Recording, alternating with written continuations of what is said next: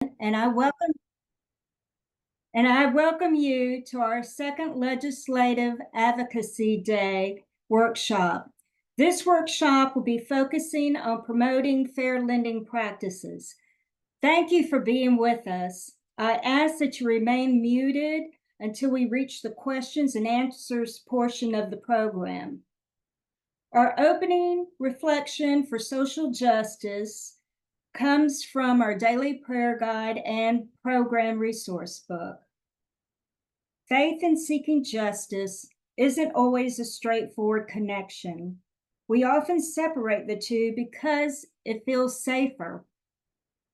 As people of faith, what should be our commitment to those who are poor, vulnerable, and oppressed? Justice goes beyond meeting immediate needs and seeks to overturn the systems that uphold people's oppression and vulnerabilities. Let us pray from our daily prayer guide. Almighty God, we thank you for the women of United Women in Faith who create a heartbeat for our community, housed and unhoused, those with means and those with none, multicultural, multi-faith, each searching. Let them sit together and taste love at your table. Amen. And now I'm going to turn our program over to Andrea Causey. She'll be sharing the upcoming information with you.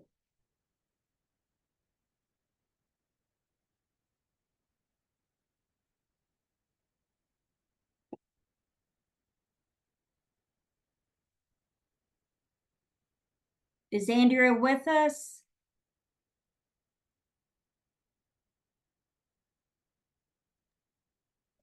I don't see anyone by that name. Okay. Patricia, do you have the information Andrea was going to share? No, I don't have it in front of me. I would have to go to my email. Okay, well, I guess I will introduce our speakers and they can tell you about themselves at the beginning. All right, our speakers for this evening are the Reverend Amari Hooker and Sue Berkowitz. And I know they're both very involved with the issues with fair lending practice, and we look forward to hearing what you have to share. So go ahead. Yes, ma'am. Can someone make me a co-host so I can share my screen?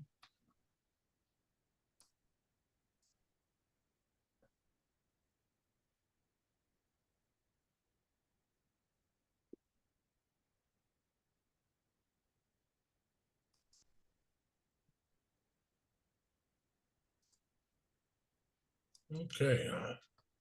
Thank you very much, and I'll take it from here. There's an introduction slide that I'll get to and give you a little bit more about me. And Sue, good evening, United Women of Faith. I just want to champion you for doing this, and thank you for inviting me. And Sue, you know, continuing the fight for social justice and those things we do are great, and we just thank God for this opportunity to share. I've entitled my portion of the evening, Why Jesus Turned Over the Tables at Payday Lenders. And I think that's a good place for us to kind of get into. And I want to kind of start by sharing, just a little bit of a song that comes from one of the other groups that I'm working with, the Poor People's Campaign, and I think you all will enjoy this. I went down to the rich man's house. I took back what he stole from me. I took back my dignity. I took back my humanity. Well, I went down to the rich man's house and I took back what he stole from me. I took back my dignity. I took back my humanity. And now it's under my feet. It's under my feet. It's under my feet. It's under my feet. Ain't gonna let no system walk all over me. Oh Lord. Oh Lord.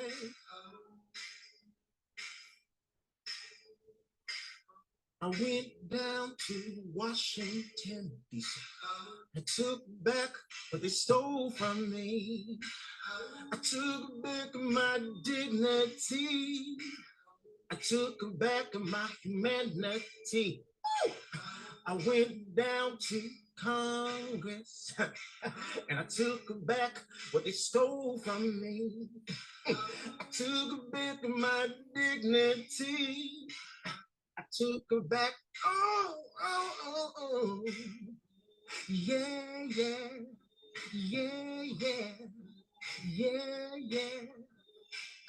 Ain't gonna let no system walk all over me. Have mercy, Lord. Have mercy on me, Jesus. I went down to Washington. I took back what they stole from me. I took back my dignity. I took back my humanity.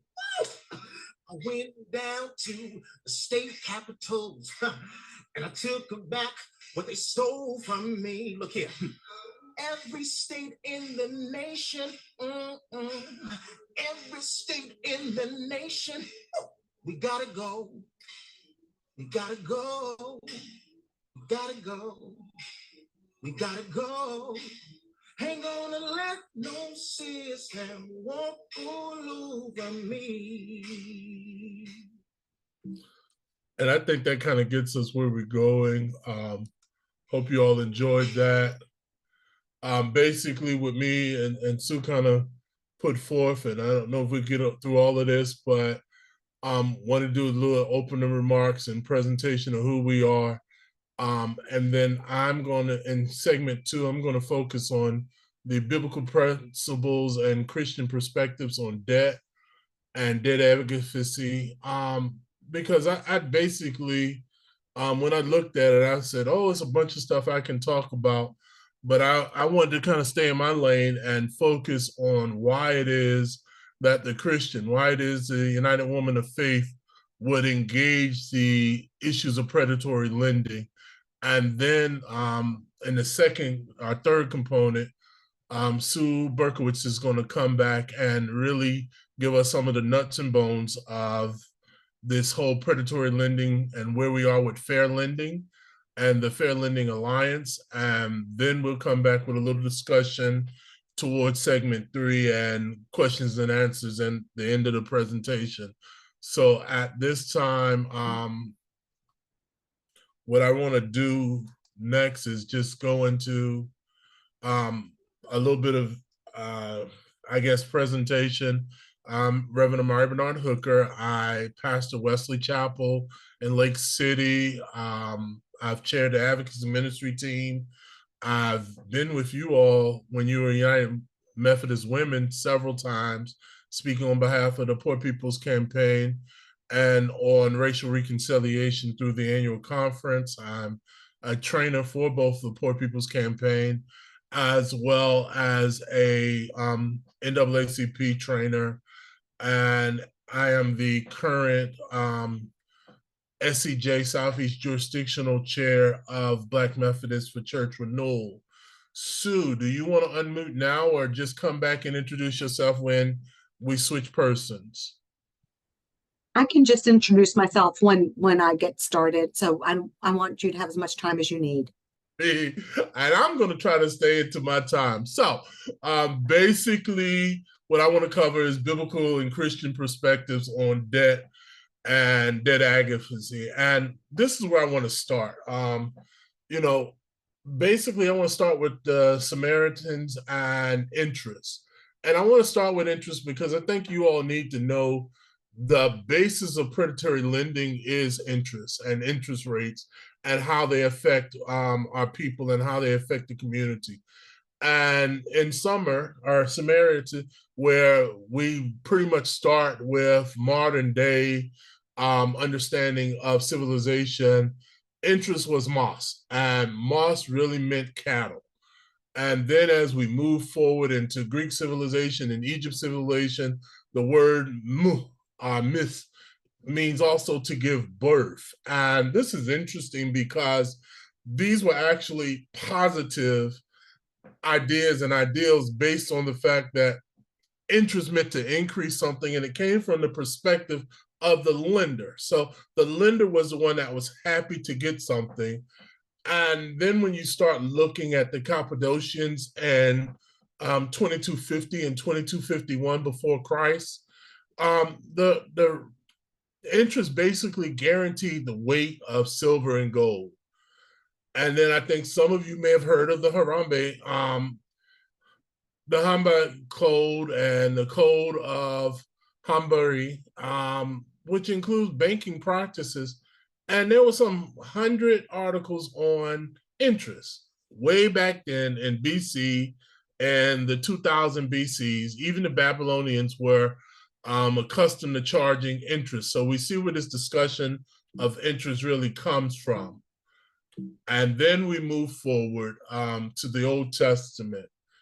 And this really fascinated me when I first started to take it, that basically there were rules set up in the Old Testament that if you lend money to any of my people with you who is poor, you should be him as, you should not be him as a creditor, and you shall not exact interest from him.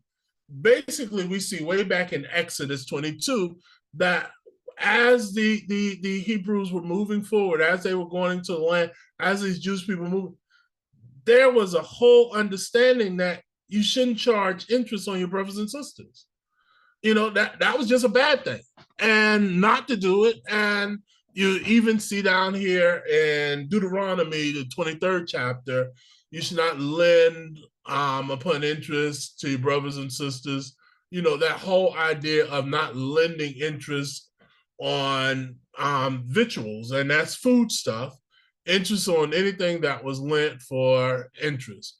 To a foreigner, well, that's interesting.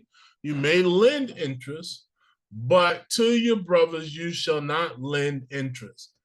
Once again, this idea that you shouldn't take from your brothers and sisters, those closest to you, and that you should be kind to them and not take from them. Now, just a little bit more to kind of wet your whistle.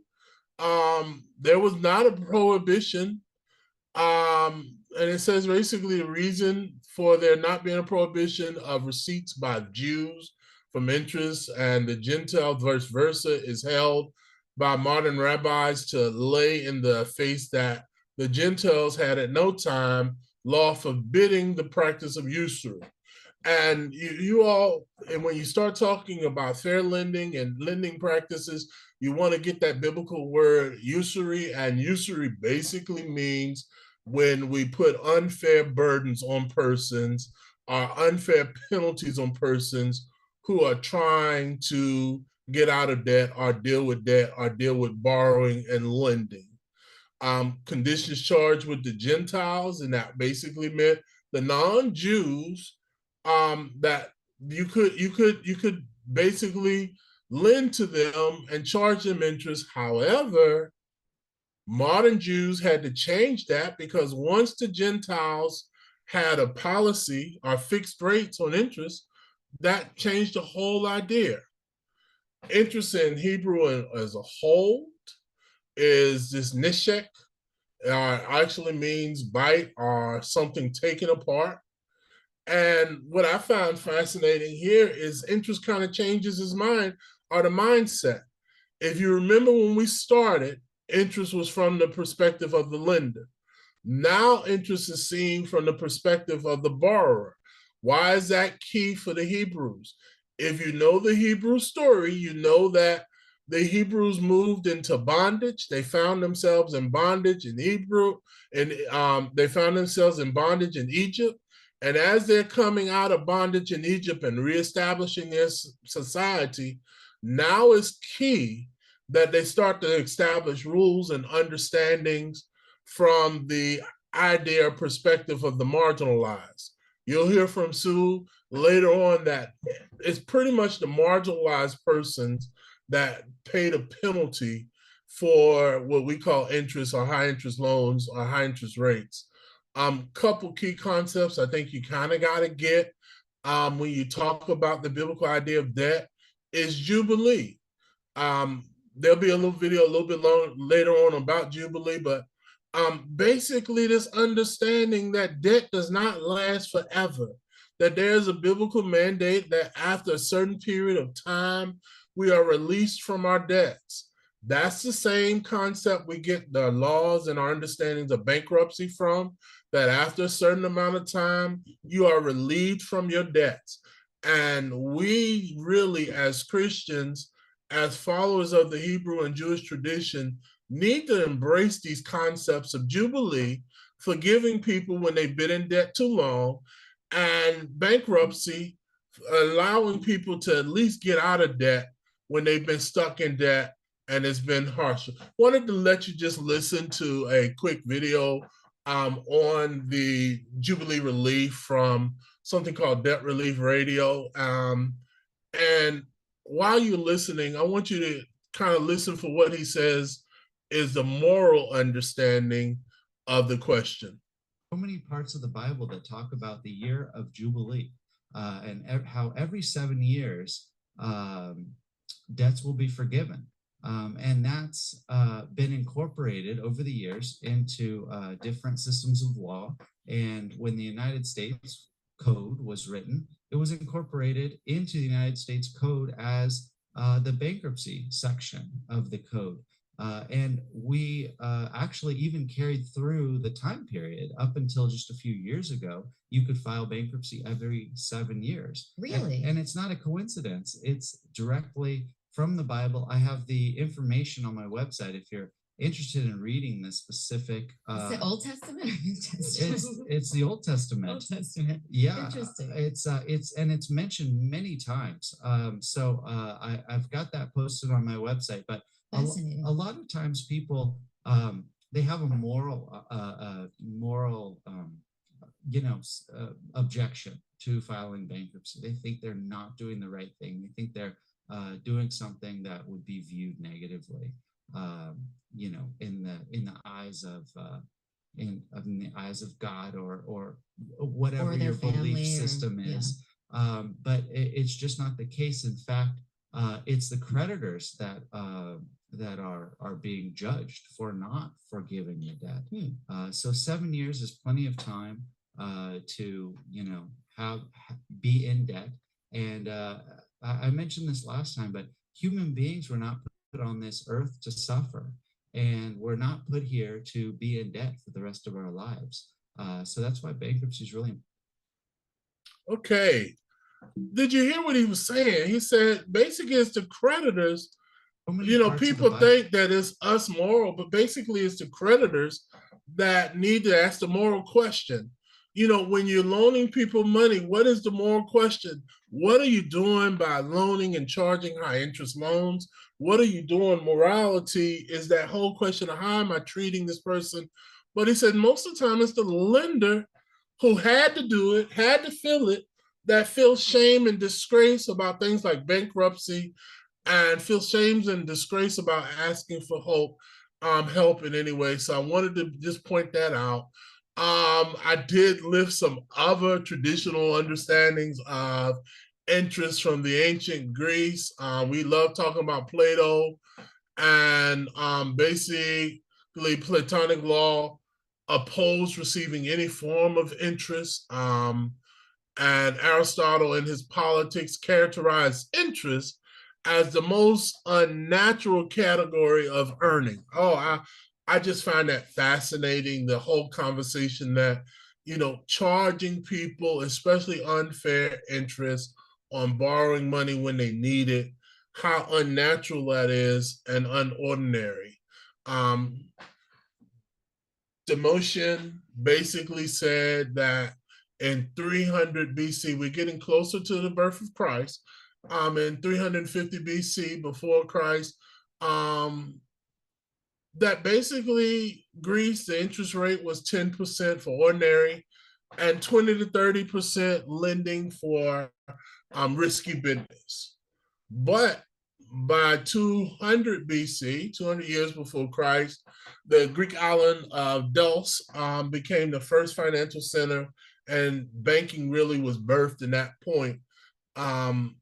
In Rome, we always fussing about Rome and how bad Rome was and how Rome fell. But interest was outlawed around 340 BC, totally outlawed together. And I think that's important. And we need to understand that as well, that it was totally outlawed. And then if you look under the banner of Julius Caesar, you all remember Caesar. We all read Caesar in high school and did Caesar plays. The ceiling of interest rates was 12%, was set. And then Justin came back and it was lowered to 4 to 8%. So there was always this idea that you did not charge folk high rate, high yield interest. This is not only biblical, but all the communities and religious groups around the Bible also. The Quran, our Muslim brothers and sisters, here's a section from the Quran right here. It says, those who live on usury, as we said earlier, the unfair practices of lending and borrowing money, shall rise before Allah like a man whom Satan has demented by his torch. For they claim that usury is like the trading, but Allah has permitted trading and forbid usury.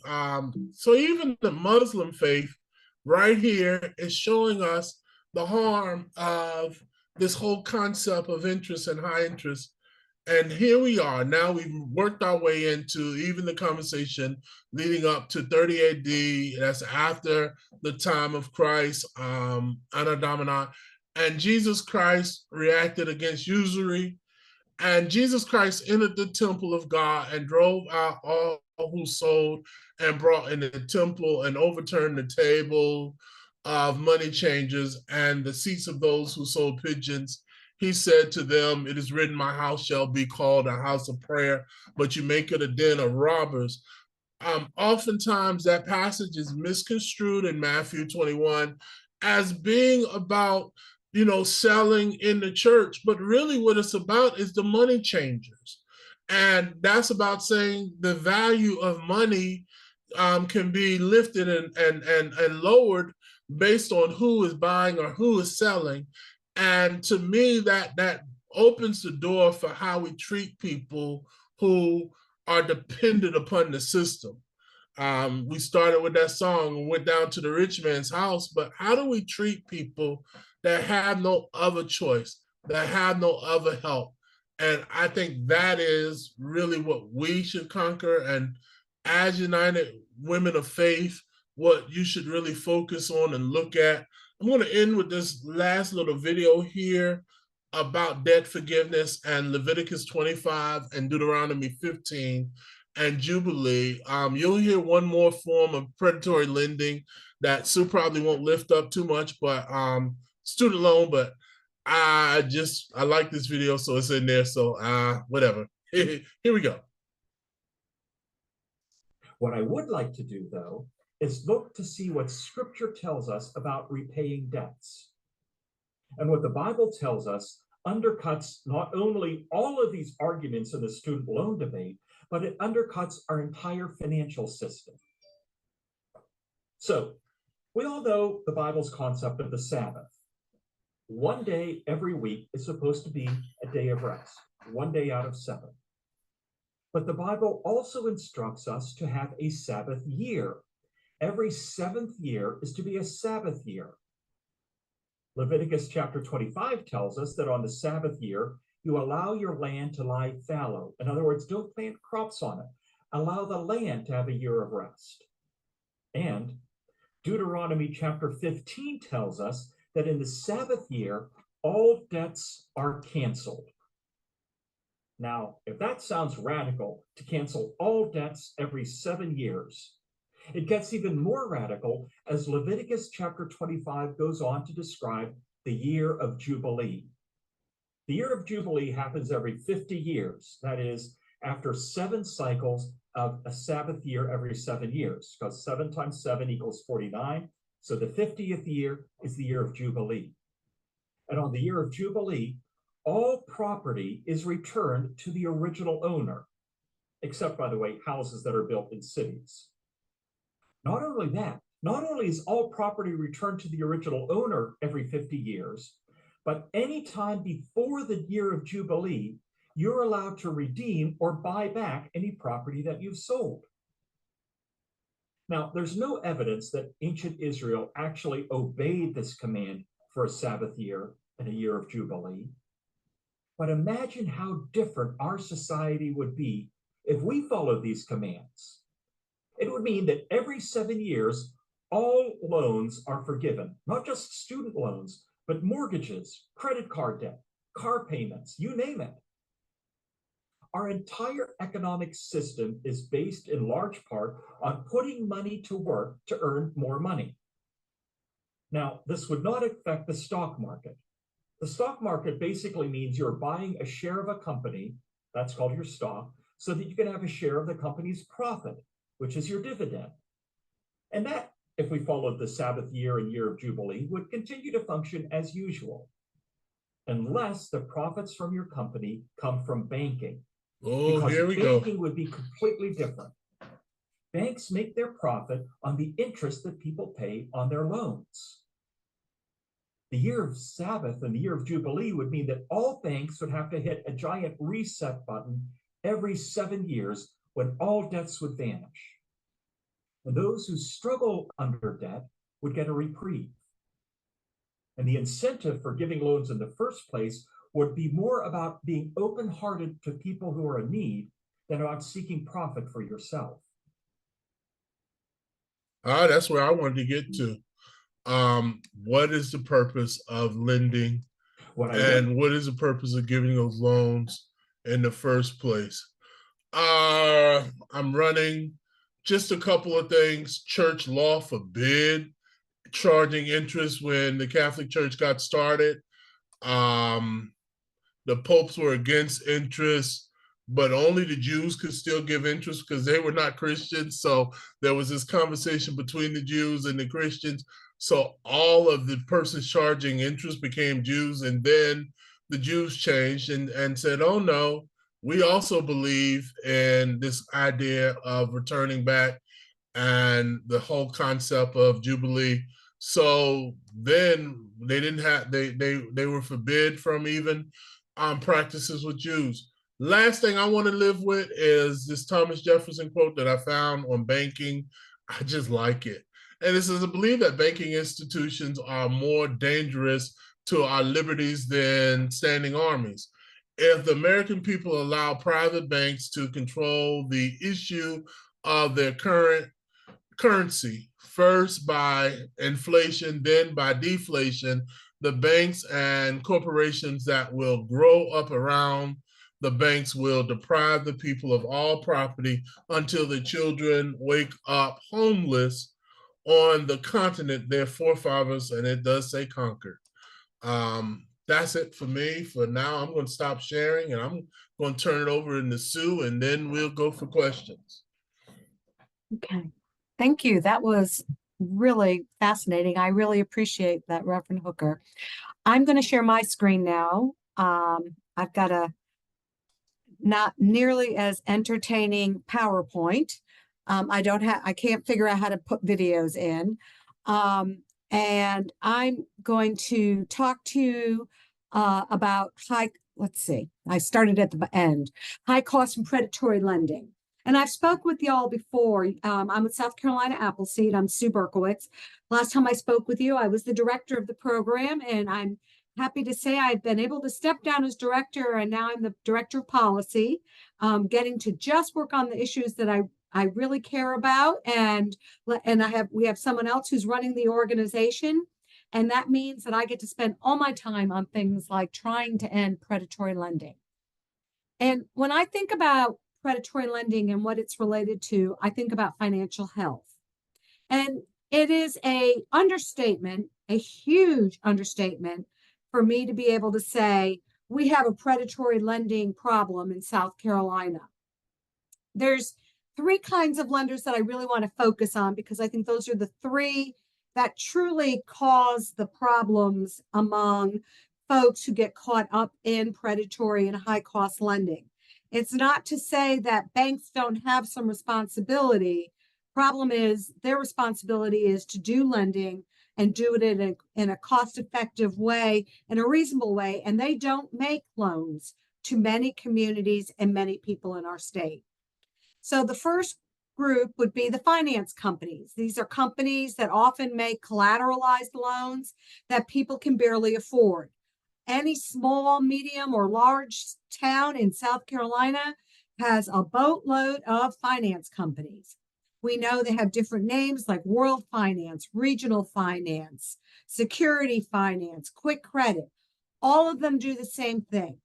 They make small loans to folk with terms that are often hard to repay. The next one is auto title lenders. I bet there's not anybody here who hasn't watched the news and seen a Title Max commercial, which is all flashy and singing and making it sound like how easy it is to get the money, because it is easy to get the money, but it's impossible to ever pay it all back.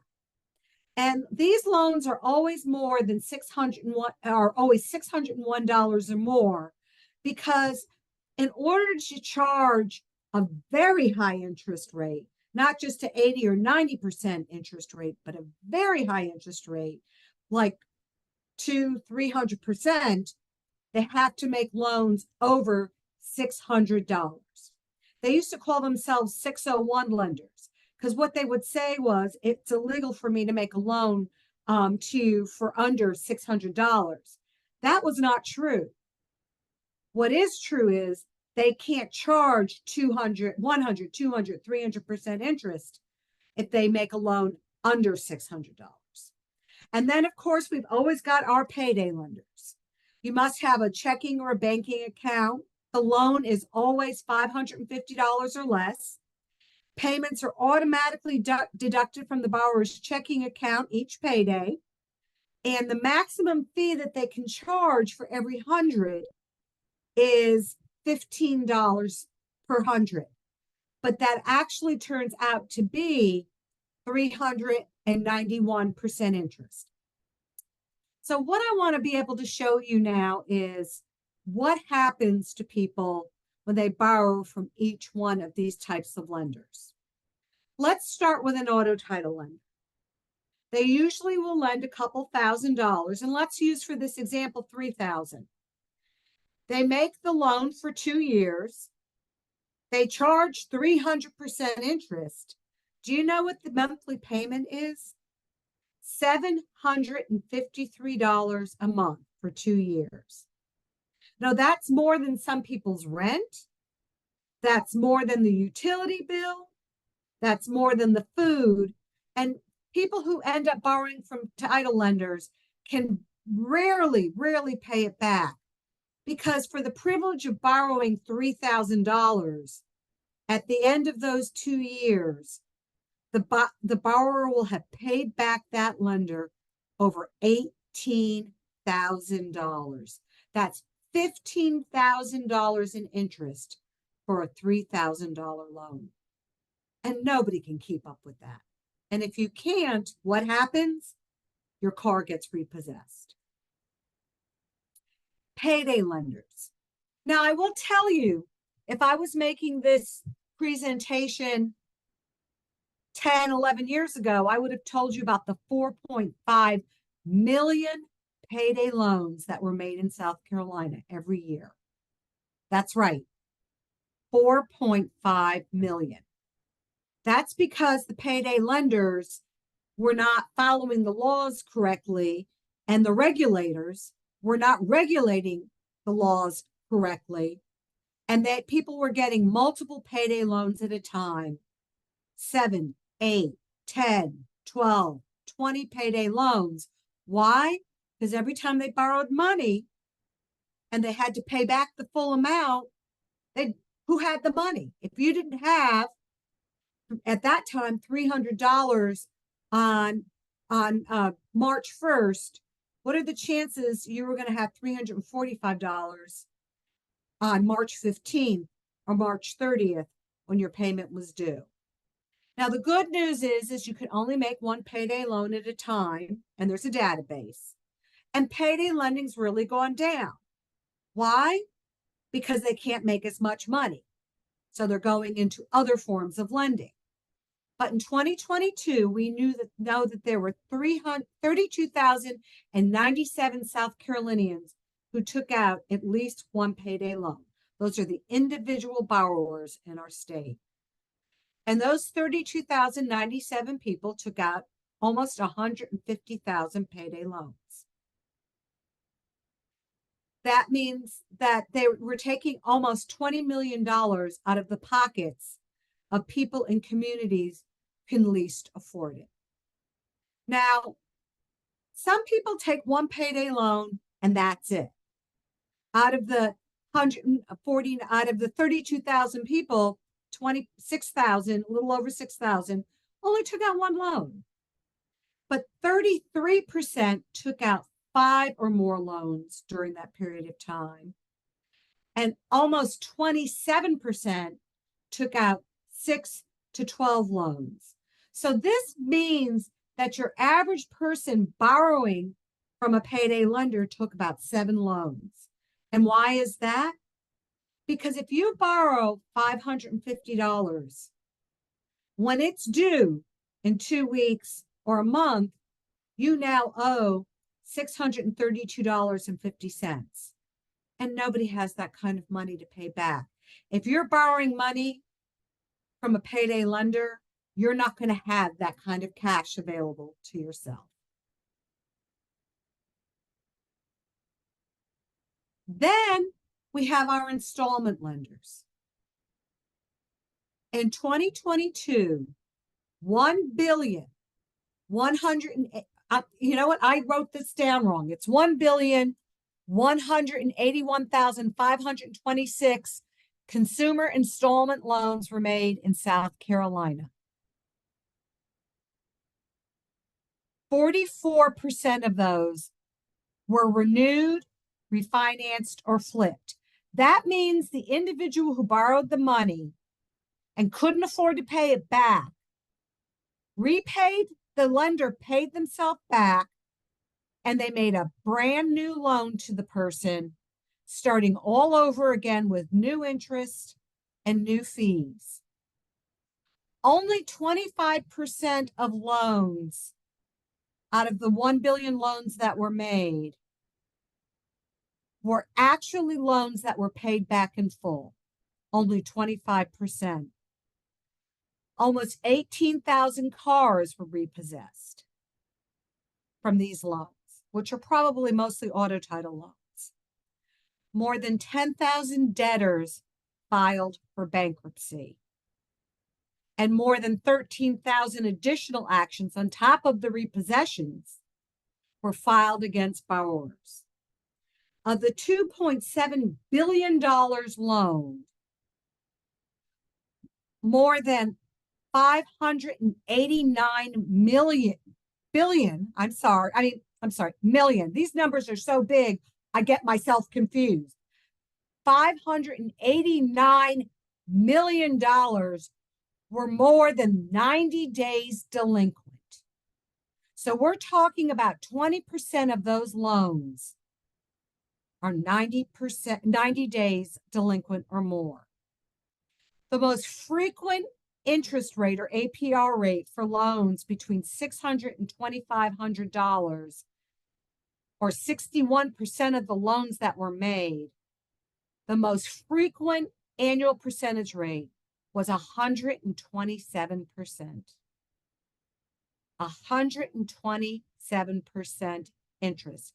And people are complaining because the feds have raised interest rates to 7%.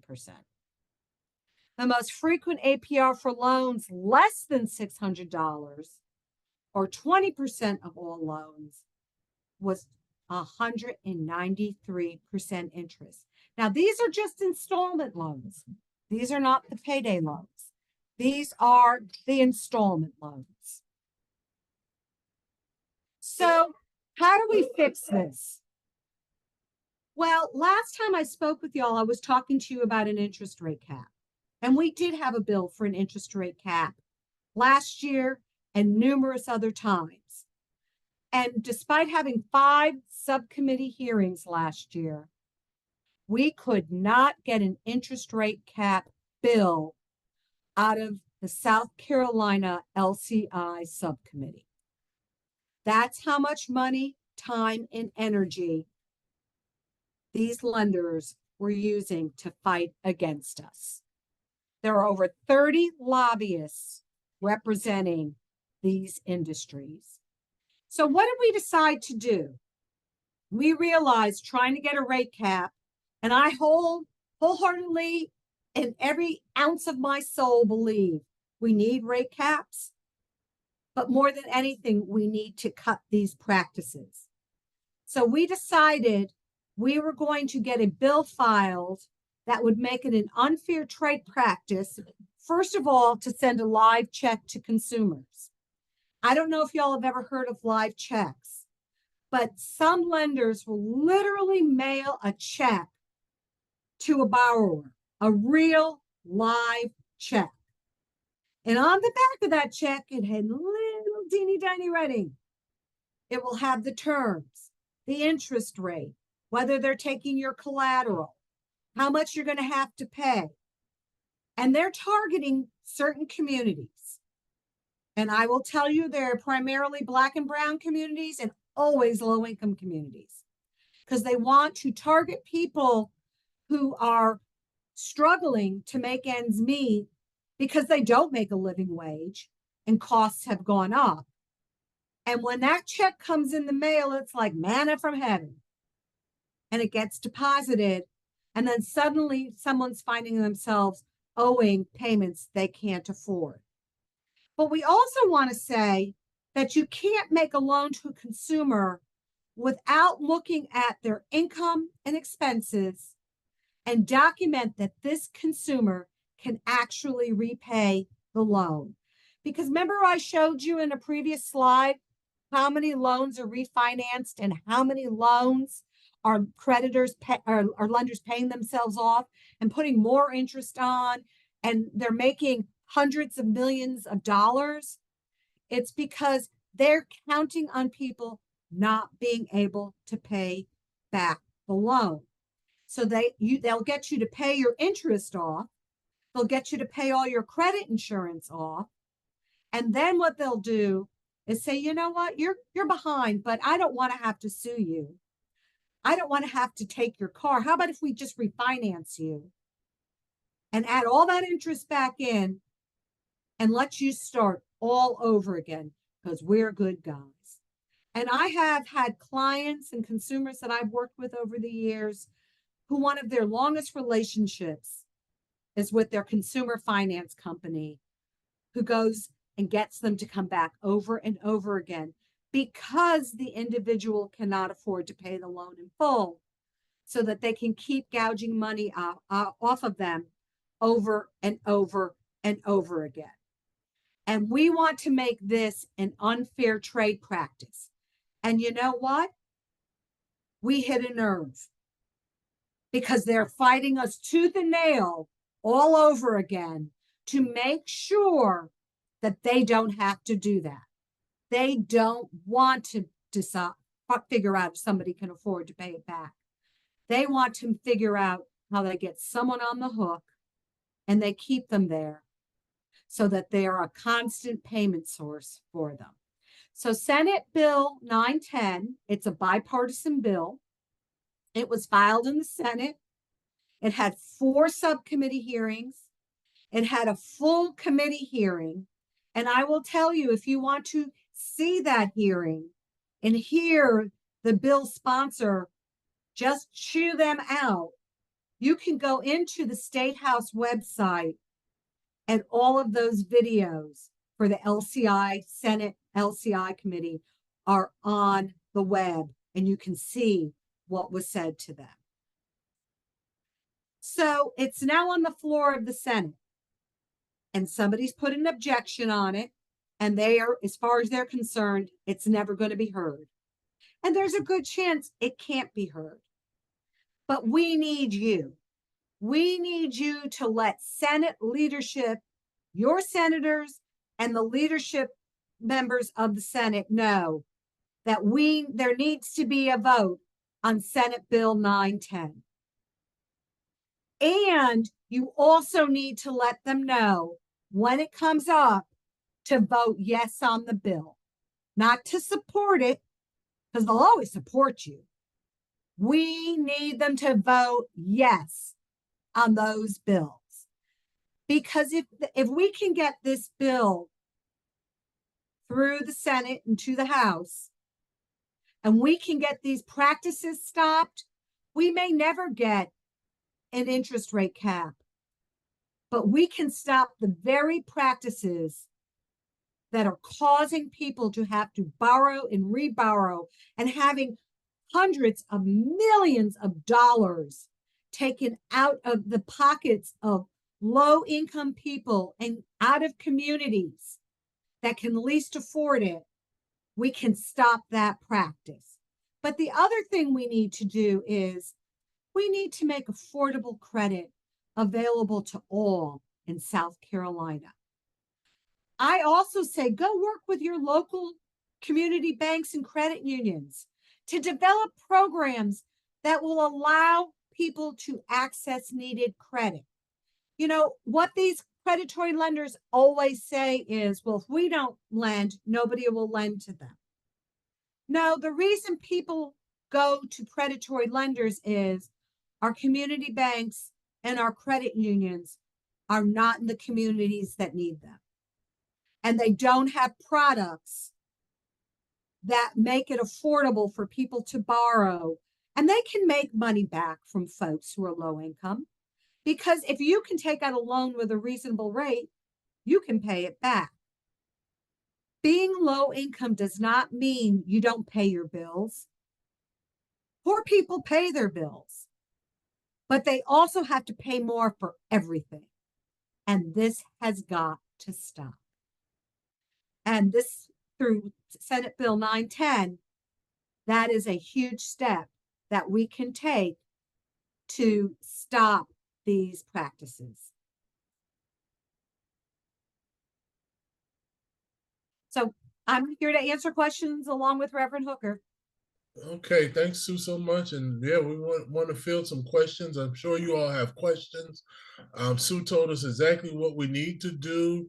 You all may remember, I was going to spend some time on that, but after looking at the information, you all may remember that 2 years ago, the annual conference passed a resolution to suggest that we form payday lending caps, but now we're transitioning, and your advocacy area for the annual conference will push to deal on this whole idea behind the Senate Bill 910 and looking at how do we change the tide of lending in South Carolina. So questions, I know you all got plenty.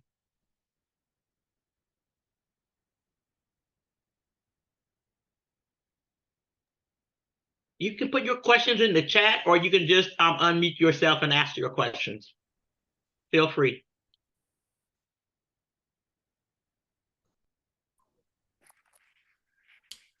Hello. Patricia, I see your hand up. Did you have a question? Yes, sir, I do, because I'm not aware. In terms of the church, particularly the United Methodist Conference, do we have institutions, or, I mean, is there a good number of institutions, if we have them, that people can go to if they need to borrow money? Oh, that's an excellent question. So the South Carolina Annual Conference does not. The United Methodist Church as a whole does not. The product that you're talking about is small. Most of these loans are small loans. And most banks do not provide small community loans. You know, 5 years ago when we were talking about this subject, one of my members in particular had taken out a loan for $300 to help her daughter pay a utility bill. that $300 had put her in a cycle for about 6 years of $3,000. What we need to look at is some churches in Ohio came together as the Federation of Church League and started making small loans. And you know what they found out? They found out that the people they made those loans to paid the loans back and then gave money to the credit union to begin to pay and let other people make loans. There was one incident in South Carolina, some of you all may remember. Cherokee United Methodist Church and Cherokee Shalom Zone got together and formed to open up a credit union. However, there was a change in the amount of deposit that credit unions needed. And at the time when they opened, they needed right at $1 million to have a credit union. By the time they got ready to process and start to make low interest loans and small dollar loans, the amount that the credit union needed was over $2 million and they didn't have it. So the credit union never really was able to establish that practice. But there's also churches and instances, you all need to hear this, of churches literally paying off these loans for individuals and for members so that they don't stay stuck in this cycle. And sometime if a church or faith group will go in and work with those particular lenders, they'll get scared and back off the dollar amount of those loans because they know most of the time they were done, if not illegally, immorally. But to answer your question, I want you all to hear this answer clearly. No, we do not have in the South Carolina Conference, in this United Methodist Church in South Carolina, a way for people to borrow $165, $200 for a light bill or for a car repair or for something that is really, and that would be, I know I'm spending a lot of time on this question, but that would be an awesome opportunity for a church group or for a group of women or to set up these types of loans. Because a lot of time when you see it, it's a mother trying to feed a child, trying to get to work, trying to keep lights on, and we don't want them to get in this vicious cycle. I hope that helped. Are there other questions? There's a couple of questions in the chat. What was the website address for the State House, the legislators? www.scstatehouse.gov. Or even easier, just Google South Carolina State House and that website will come up. And I want to lift up something that I've just learned recently. There's a lot of conversation now after you all have gotten so good, United Women of Faith, of sending letters and going on and having group letters. Now our representatives and senators are saying they really appreciate phone calls, because once we shifted to writing letters and sending out group letters and mass letters, now all of a sudden they really appreciate phone calls. So, hey, look, if they really appreciate phone calls, let's call. Sue can probably make it available, but we have legislators that have supported the 910 already and have listed. We'll try to get that out to you. And we want to thank them for supporting. We also have legislators that have objected to the bill and tried to sidetrack the bill. We want to call them now, and we can still write too, but we want to call them and say, hey, this is so-and-so from such and such United Methodist Church or such and such Women United in Faith, and we don't want you to abuse our sisters and brothers and our children with these unfair practices of loans, and we want you to support, Sue said not support, but we want you to pass and vote yes on S910. So that's the new ball game. Pick up our telephones and call. And some of us would be happy to get back to that, because I don't know where some of those emails I sent went. Do some districts have more people making these high interest loans, this heavily located in some areas within the state? Yes, as Sue said earlier, it's the minority communities. Mhm. It's those areas with more minorities that have more loans. You drive down the streets in certain communities, come through Lake City, you see loan place after loan place after loan place, because that's where people are hurting. That's what people are, and they have gotten so crafty now. Time to go back to school, get school supplies, take out a loan. Time for vacation, take out a loan. Time for Christmas, take out a loan. Mhm. Pulling on people's heartstrings that are really trying their best to make it. Yeah, if we took made a map, we did mapping in different areas. And what we did is we put where all the auto title lender and payday lenders were located. And then we looked at it by zip code. And it was to a T, just across the board, except for Horry County. Everywhere it was Black and brown communities. Gail asked a question. So we should forget about Senate Bill 518 and write about Senate saying Senate Bill S910. Yeah, but let's not say forget. What we want to do is do like they do us. We want to go ahead and get S10. We want to get S910 passed. Then we're going to double back on rate caps, and we'll come back to that. But right now, what we're being told is that rate caps right now are impassable. But you know what happens if we change the industry again, then they won't have as much power, and we can come back and talk about rate caps at a later time. So let's not say forget, but right now our focus needs to be Senate Bill 910. Yeah, that bill actually has a much greater chance at traction than 518. It's just further along.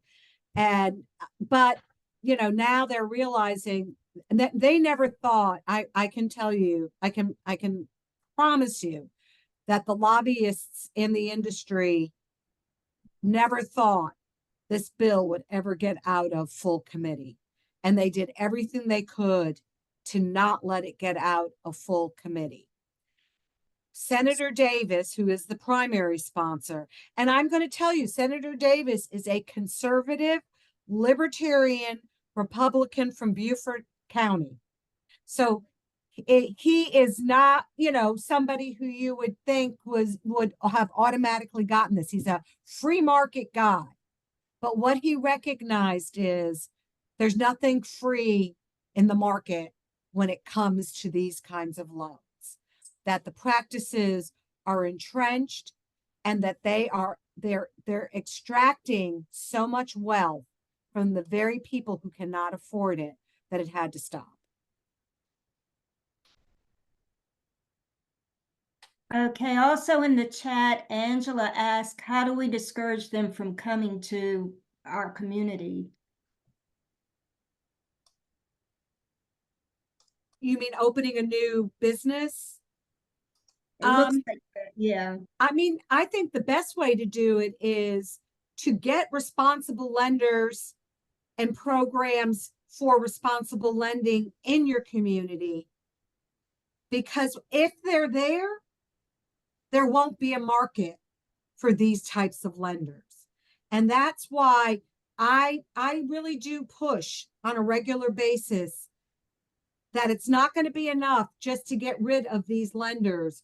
We have to make sure that those who are responsible lenders, not just that they donate to the church for an event, but they actually come up with products that are affordable for people so that folks do not have to go to these bad actors anymore.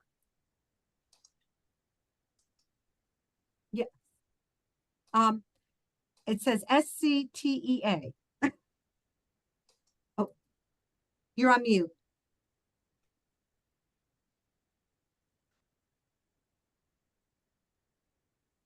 what is the timeline for calling about when is the vote going to be on the S910? Well, right now the bill is on the Senate floor and there is an objection on it. That means that as long as one senator says they object, it doesn't get heard. So the calls need to start now. And as many calls as you can get generated to every single senator, we want them to start talking to each other going, are you getting those calls about this bill? They need to feel the pressure now. Okay, thank you. Sure. And one of the things we want to keep in mind is the United Women of Faith is a part of the advocacy arm of the annual conference, and you all work and relate directly to us.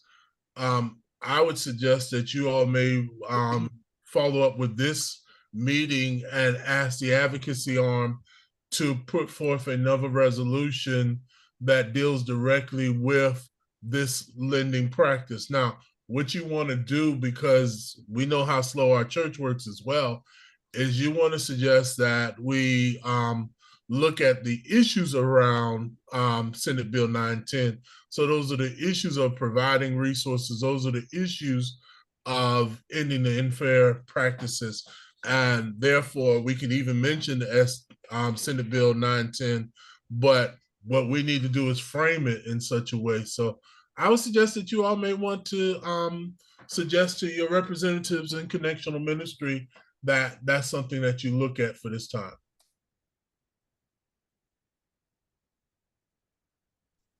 I have a question. Should we all be calling the senator who's objecting?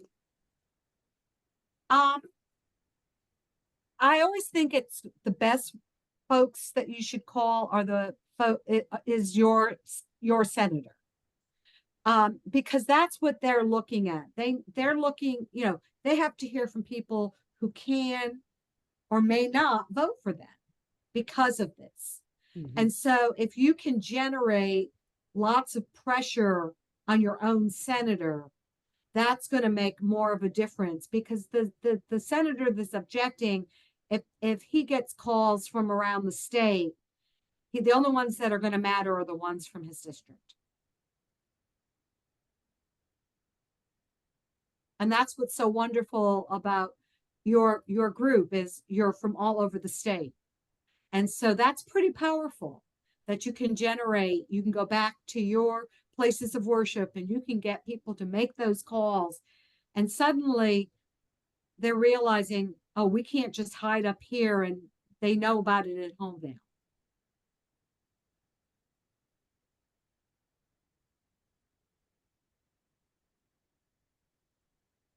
Okay, are there any other questions? If not, I want to thank Reverend Hooker and Ms. Berkowitz for taking the time to speak to us about this important issue that's facing a lot of people in our state. So let's get out and call our representatives or our senators in the State House and let them know what we think about it and what they should do. So I want to remind you that the next Legislative Advocacy Day workshop will be on Saturday, February 24th at 10 a.m. And it's going to be focusing on being the village, keeping kids in school. So please put that on your calendar and plan to attend. And also, I want to remind you that the next book study on the book, So You Want to Talk About Race, is going to be this Saturday, February 17th at 11 o'clock. And if you didn't join the first session, we just covered the first 2 chapters. So there's plenty of the book left to go over. And we had good discussion at the first session. So please join us on that. So since we're at the end of our session here, Reverend Hooker, would you send us out with a prayer? I will. And since Sue was talking about this whole issue of my great slides, I have a slide prayer for you that I just really want to share in closing. So I hope you all don't mind, but yes, let us bow our heads for prayer.